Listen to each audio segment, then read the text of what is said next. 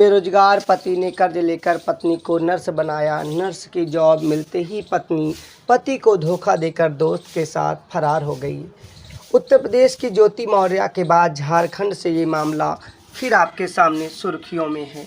UP की PCS अधिकारी ज्योति मौर्य का मामला इन दिनों मीडिया से लेकर घर घर में चर्चा का विषय बना हुआ है। हर तरफ से इसी मुद्दे की महिलाओं से लेकर पुरुषों में चर्चे जारी हैं। इस बीच ज्योति मौर्य और उनके पति के बीच आरोप प्रत्यारोप का दौर जारी है। दोनों कहानी की एक ज्योति मौर्य के गांव वाराणसी और दूसरे उनकी ससुराल प्रतापगढ़ से लाकर आपके सामने रखेंगे बहुत जल्द।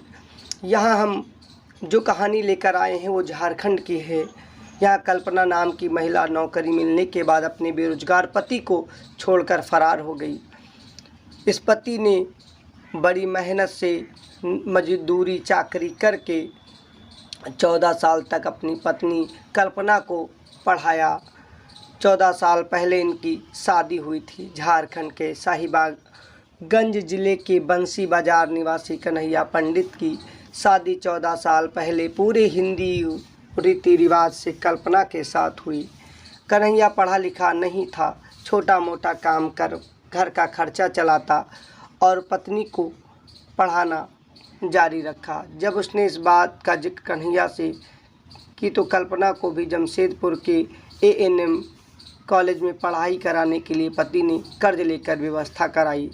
कन्हैया के मुताबिक उसने पत्नी कल्पना को बोरियो कॉलेज में 7 साल तक कर्ज पानी लेकर पढ़ाया, जिसमें उसके 1.5 लाख से भी ज़्यादा रुपए खर्च हो गए। इसके बाद उसने 2 साल तक पत्नी को जमशेदपुर में एएनएम की ट्रेनिंग कराई, जिसमें उसके करीब 2.5 लाख रुपए कर्ज के तौर पर और खर्च हो गए। पत्नी की इस पढ़ाई के चक्कर में वो पूरी तरीके तक नस नस तक कर्ज में डूब गया।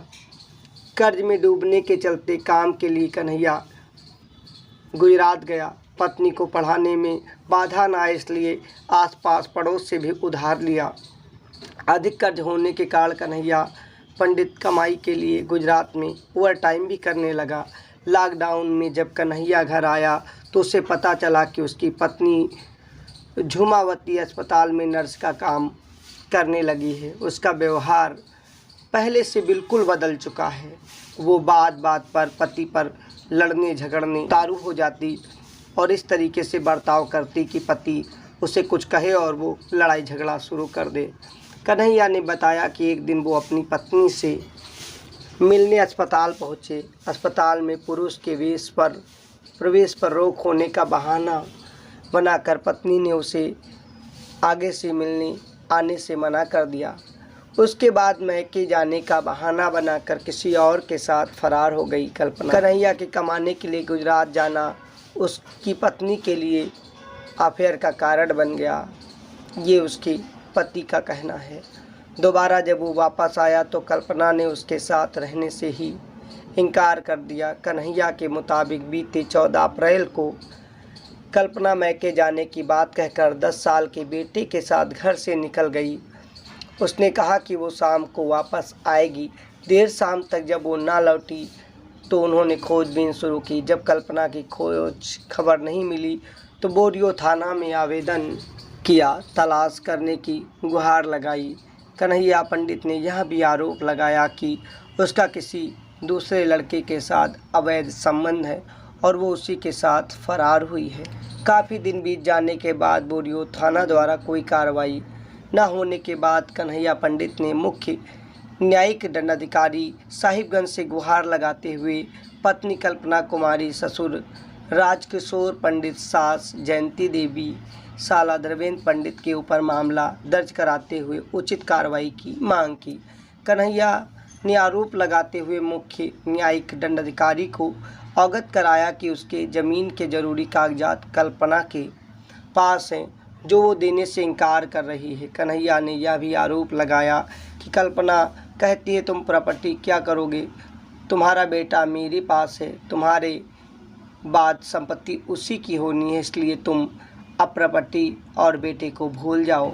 ये कहानी है एक पत्नी को पढ़ा लिखा कर एनम बनाने वाले कन्हैया कुमार की और पत्नी कल्पना ने जो किया, और दूसरी तरफ आपके सामने लगातार सुर्खियां और कानों में पूरे मामले की दो तरफा कहानी है ज्योति मौर्य और आलोक मौर्य की, जिस कहानी के दोनों बराबर बिंदुओं को परख कर वेरीफाई करने के बाद इनके ससुराल में और ज्योति के गांव वाले क्या कहते हैं, गांव मतलब उनके मैके वाले लोगों ने क्या कहा है, दोनों की बैलेंस कहानी आपके सामने, क्योंकि उनके गांव के लोगों ने जो दावा किया है वो बहुत चौंकाने वाला है। ज्योति मौर्य की पोल खुलकर सामने आ गई है।